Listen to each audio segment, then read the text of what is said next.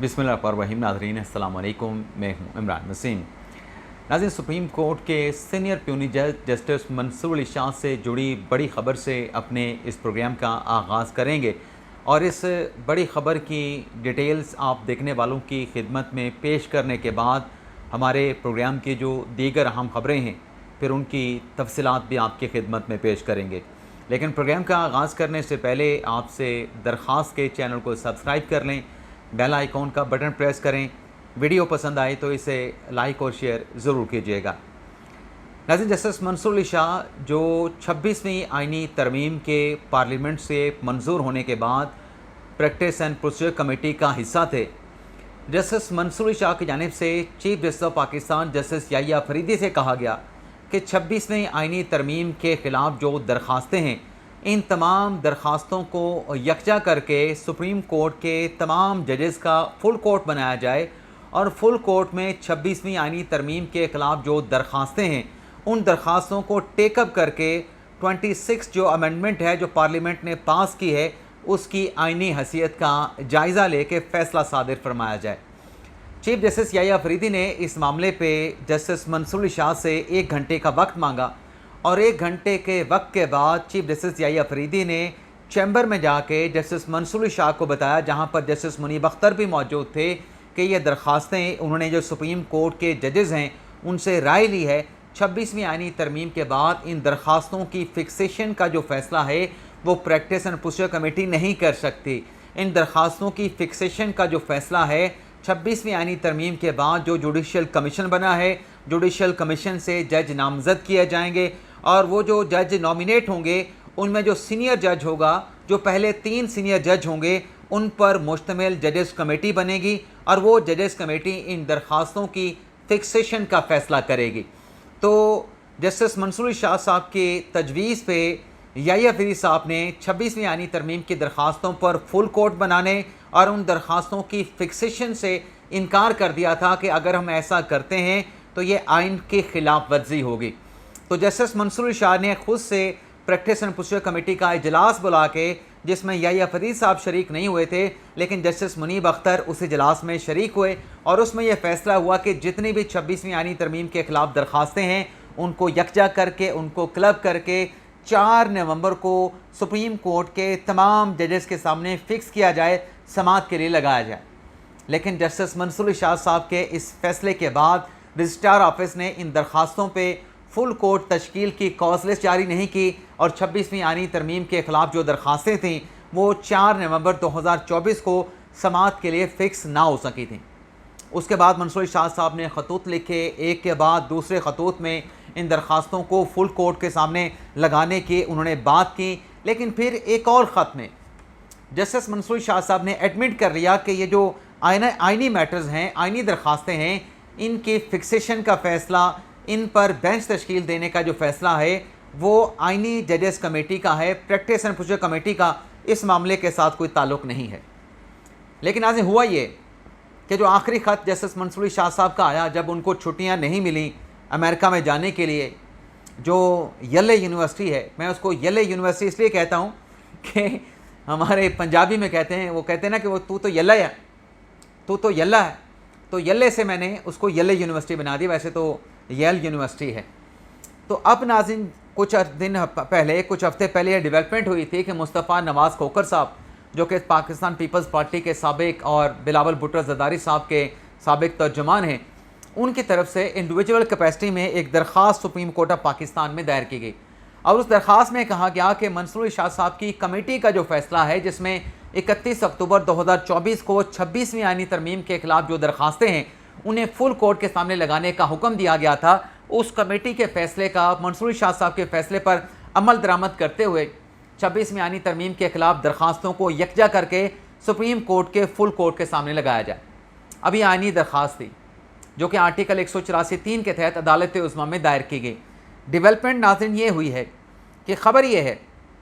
कि मंसूर अली शाह साहब के फ़ैसले पर अमल दरामद के लिए दायर की गई मुस्तफ़ा नवाज़ खोखर के इस दरख्वास्त को आज अदालत उज़्मा से रजिस्ट्रार ऑफिस ने एतराज़ात लगा के वापस कर दिया है और इस दरख्वास्त पे एतराज़ात ये लगाए गए हैं कि मुस्तफ़ा नवाज़ खोखर साहब ने इंडिविजुअल कैपेसिटी में انفرادی حیثیت میں یہ درخواست دائر کی ہے، اور جو آرٹیکل 184(3) کے جو اجزاء ہیں، جو انگریڈینٹس ہیں، اس پر سیٹسفائیڈ نہیں کیا گیا، ان اجزاء پہ یہ درخواست پوری نہیں اترتی ہے۔ اعتراضات میں کہا گیا ہے کہ اس درخواست میں کیا عوامی اہمیت کا معاملہ ہے، کیا بنیادی حقوق کی عملداری کا معاملہ ہے، کن بنیادی حقوق کی خلاف ورزی کی گئی ہے۔ اس درخواست میں ایسی کوئی بات، ایسی کسی قانونی نقطے کی نشاندہی نہیں کی گئی ہے، تو لہٰذا یہ درخواست اعتراضات لگا کے پٹیشنر مصطفیٰ نواز کھوکھر کو واپس کی جاتی ہے۔ تو وہ جو کچھ امیدیں لگائی گئی تھیں، ہم نے تو آپ کو پہلے واضح کر دیا تھا کہ یہ محض ایک درخواست ہے، اس پہ آئینی بینچ فل کورٹ نہیں بن سکتا، تو وہ نہیں بنا، اور درخواست جو ہے وہ اعتراضات لگا کے واپس کر دی گئی۔ جن کو امیدیں تھیں، جن کو توقعات تھیں، رجسٹرار آفس کے اس فیصلے کے بعد ان کی امیدوں پر، ان کی توقعات پر پانی پھر گیا ہے۔ اب ایک آپشن، ایک ریمیڈی موجود ہے کہ وہ رجسٹرار آفس کے اعتراضات کے خلاف مصطفیٰ نواز کھوکھر صاحب جو ہیں وہ چیمبر اپیل فائل کر دیں۔ اسی طریقے سے ناظرین، جو اسلام آباد ہائی کورٹ کے 5 ججز کی جو درخواست تھی، اس پہ بھی اعتراض لگا ہے، لیکن اس میں آپ کو یہ بتا دیں کہ اعتراضات تو لگ چکے ہیں، لیکن ابھی ذرا یہ بتاتے ہیں کہ درخواست واپس نہیں ہوئی ہے۔ آئندہ آنے والے دنوں میں 5 ججز کی جو درخواست ہے وہ بھی واپس کیے جانے کا امکان ہے۔ رجسٹرار آفس نے ان پہ اعتراضات کا نوٹ تحریر کر دیا ہے، بس کمپیٹنٹ اتھارٹی کا جو اپروول ہے وہ صرف اپروول درکار ہے۔ اب آتے ہیں بانی تحریک انصاف عمران خان کا گھیرا کیسے تنگ ہوا ہے۔ ناظرین، آج اڈیالہ جیل میں جو توشہ خانہ 2 کا کیس ہے عمران خان کے خلاف، بشرا بی بی صاحبہ کے خلاف، اس کی آج بڑی اہم سماعت ہوئی ہے۔ اہم سماعت میں نے کیوں کہا؟ کیونکہ آج کی عدالتی کارروائی میں جو جج صاحب ہیں، شاہ رخ انجمن صاحب ہیں، ان کے سامنے جو ایف آئی اے ہے، ایف آئی اے نے اپنے تفتیشی شاہد پرویز کو، اور جو نیب کا تفتیشی تھا، کیونکہ بیسیکلی یہ کیس پہلے نیب کی طرف سے بنایا گیا تھا، ریفرنس بنایا گیا تھا نیب کا، لیکن چونکہ 26ویں آئینی، کیونکہ جو نیب میں ترمیم کی گئی تھی، ان ترمیم کے بعد یہ 50 کروڑ سے زیادہ مالیت کا کیس نہیں تھا، تو یہ اسپیشل سینٹرل عدالت ایف آئی اے کو ٹرانسفر کر دیا گیا تھا۔ تو اس کیس میں پہلا جو تفتیشی تھا وہ نیب کا تھا، محسن ہارون، اور جو نیا تفتیشی بنا ایف آئی اے کا وہ شاہد پرویز صاحب بنے۔ آج کی اڈیالہ جیل میں توشہ خانہ 2 کیس کی عدالتی کارروائی میں ان دونوں تفتیشی افسران کا جو سٹیٹمنٹ ہے، جو بیان ہے، وہ قلم بند کر لیا گیا ہے، اور ان دونوں گواہوں کے سٹیٹمنٹ ریکارڈ ہونے کے بعد جو پروسیکیوشن ہے، جس کا عمران خان کے خلاف کیس ہے کہ یہاں پہ غلط ہوا ہے، قانون اور آئین کی خلاف ورزی ہوئی ہے، اختیارات کا ناجائز استعمال ہوا ہے، پیسہ بنایا گیا ہے، پروسیکیوشن نے اپنی جو وٹنسز ہیں، جو گواہیاں ہیں، جو شہادتیں ہیں، ان کو کلوز کر دیا ہے۔ یعنی 20 کے 20 گواہ جو کہ پروسیکیوشن تھے، ان کے آج بیانات قلم بند کرنے کا سلسلہ مکمل ہو چکا ہے۔ ایک چھوٹی سی بات رہ گئی ہے، اور وہ یہ ہے کہ جن 2 تفتیشی افسران کا آج بیان قلم بند کیا گیا ہے 24 ستمبر کو،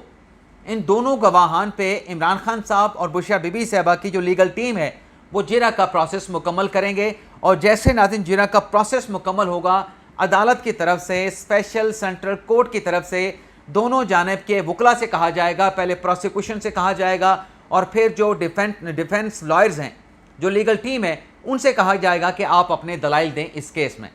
اور جب وکلا کے دلائل مکمل ہو جائیں گے تو پھر مرحلہ آئے گا عمران خان اور بشرا بی بی صاحبہ کے سیکشن 342 کا جو بیان ہوتا ہے، جس میں ملزمان یہ بتاتے ہیں کہ ان کے خلاف جو کیس بنایا گیا ہے، جو الزامات لگائے گئے ہیں توشہ خانہ 2 کیس میں، ان الزامات کے خلاف عمران خان صاحب اور بشرا بی بی صاحبہ سیکشن 342 کے اپنے بیان میں بتائیں گے کہ ان کا دفاع کیا ہے۔